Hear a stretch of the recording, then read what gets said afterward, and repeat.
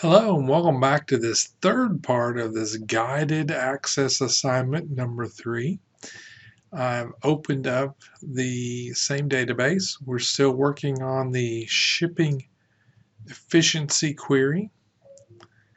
So if you need to open that up and get that set up, I'm going to go to design view. And we're on step 10. Step 10 says add the criteria to the order date field so the orders made between 1/1/2016 and 12/31/2016 are displayed. Change the total row to where. This expression will display only orders that were created in 2016. Run the query and then save it.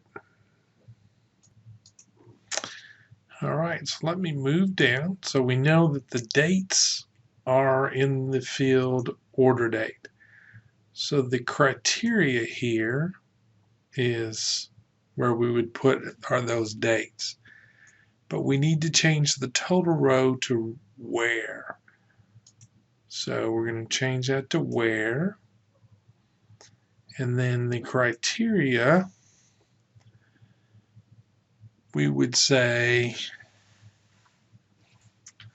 something like the following. So hopefully you can see that. I got greater than or equal to 1/1-2016 and less than or equal to 12/31/2016. Now when I hit enter, notice what access has done. It's actually put a pound sign in front of the date. So that's normally how you would do it. All right, and notice I use that compound operator and here. Now we can run it. I'm going to go over to the run button. Click run. Notice that it lists everything here, but you don't get the order date listed. So when you do the where as part of the criteria, then it won't display as part of the output. So if I look at the SQL, we can see what that SQL is at. So it actually says where orders.order date is this and orders is less than that. That's how that would be written.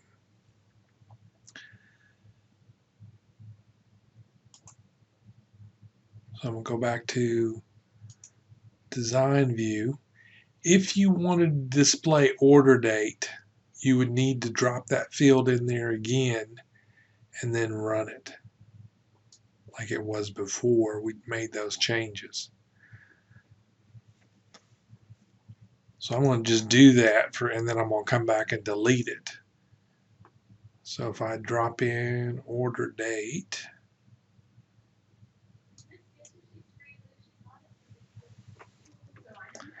so I've dropped it in here. I'm going to go ahead and run it. Now you can see what it looks like. So I see all those are 2016. So I always like to double check.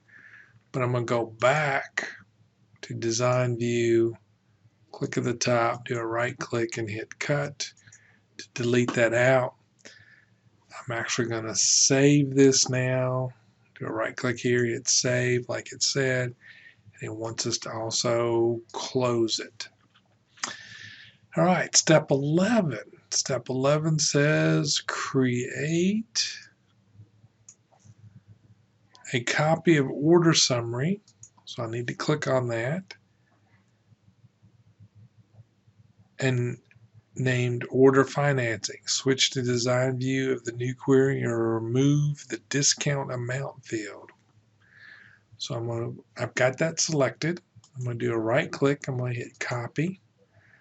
I'm going to come down here to a white space. I'm going to hit paste. It's going to ask me what's the name of this new copy. It's going to be called order space financing. And you would do this if you're doing another query that's very similar to the one you just did. So instead of starting over from scratch, you could build and modify an existing query. And that's often done, especially when you're writing SQL code. You would just use the same code and modify it. So I'll hit OK.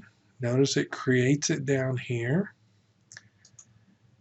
I will then open that up, go to Design View, and it wants me to delete the discount amount field. So I'm going to click here, do a right click and hit cut. So we've got that. Step 12 says add a new field using the expression builder named sample payment. Insert the payment function with the following parameters. Okay, so where do you go to do that? So I'm going to click here. We want to do expression builder. All right, so here is under the query setup, you see something called builder. So I'm going to click that. And now it's asking us, okay, we're going to use a new field and we're going to name this sample payment. So the first thing we need to do is we need to find that payment function. So we open up payment. It's a built-in function and it is a financial category. So I click on that and I see that the payment function is that one. Okay. So I'm going to double click on that. And now it put that in there. So we could type that in if we knew what to type. So this follows the same set of arguments that you see in Excel. So for the rate argument, so that's what it's telling here, it wants us to put in 0.05 divided by 12. So we actually are going to do a monthly payment. So 0.05 divided by 12. And if we knew that some, I guess, variable or field name had this interest rate in it, we could have just used that name there as well. But we're just literally hard coding in the values right now. The next one is the number of periods. So it says put in 12. So it's going to be just for a year, for 12 months. Then for the present value, use the calculated field extended amount for the present value.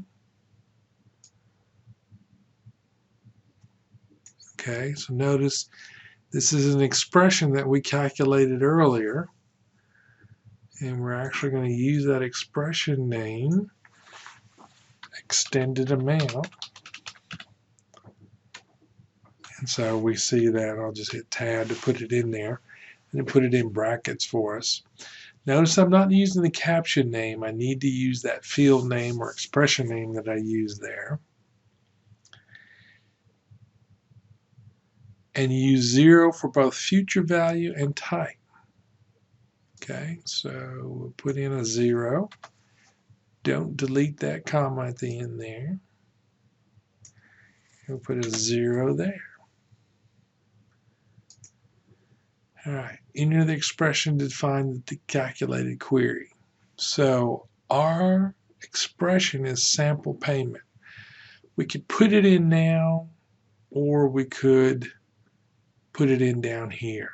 Okay, so I'm going to try putting it in now. We called it sample payment, colon, and then its actual function that's built into our database management system. We'll hit OK. So if I widen this up, you can see it all. If we knew what we were doing, we could have typed it in all there, but it helps to use that expression builder. All right, change the total row, where I'm on step 13 now, to expression for the sample payment field. All right, so we have to do that or it's not going to work right. So it's an actual calculation. Change the format for the sample payment field to currency. So in order to do that, I've still got mine open, but you may need to click on this property sheet view, make sure you're still in this field here, and the format is going to be currency.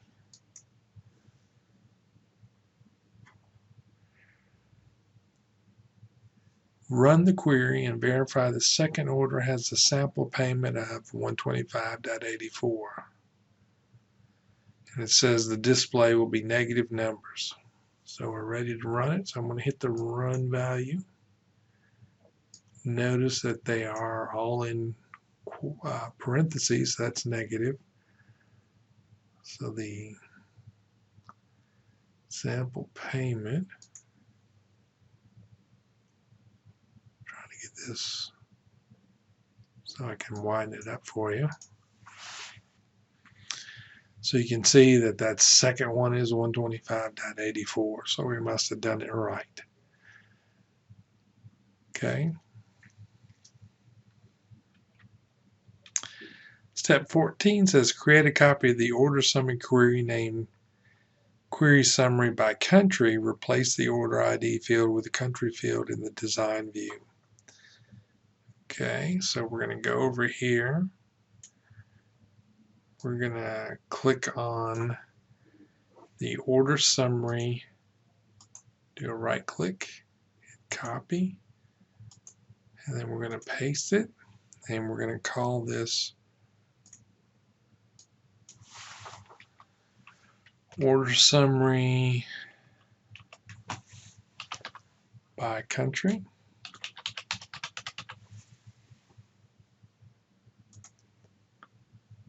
We are then going to double click and open it up.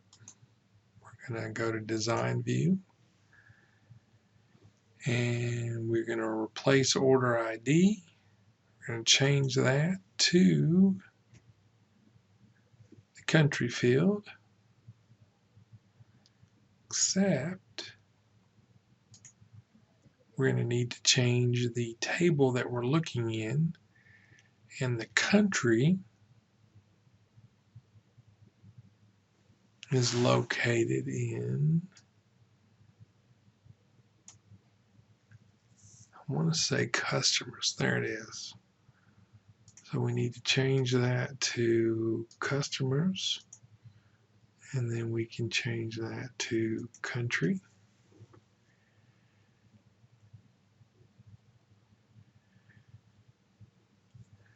So step 15 then says run the query and examine the summary records. There should be 5 countries listed. So I ran it and I got the 5 countries listed. Now in the past when I've done this, sometimes there was an error, so just make sure you've done everything exactly the way I did it and you should get all the points then. You may have to go back and tweak it a little. Switch to design view, I'm still on step 15, and change the sort order so the country with the highest extended amount is the first and the country with the lowest extended amount is last. Run the query and verify the results. So I just got back in design view. Remember, extended amount is really displaying as total dollars. So if we come down here to sort, then it says we want the highest extended to be first, so we want descending order. We're going to run it again. So that's the highest to the lowest. We're going to save this and we're going to close this. We are ready to close the database and submit it for grading. And so that ends this guided tour for Access Assignment 3.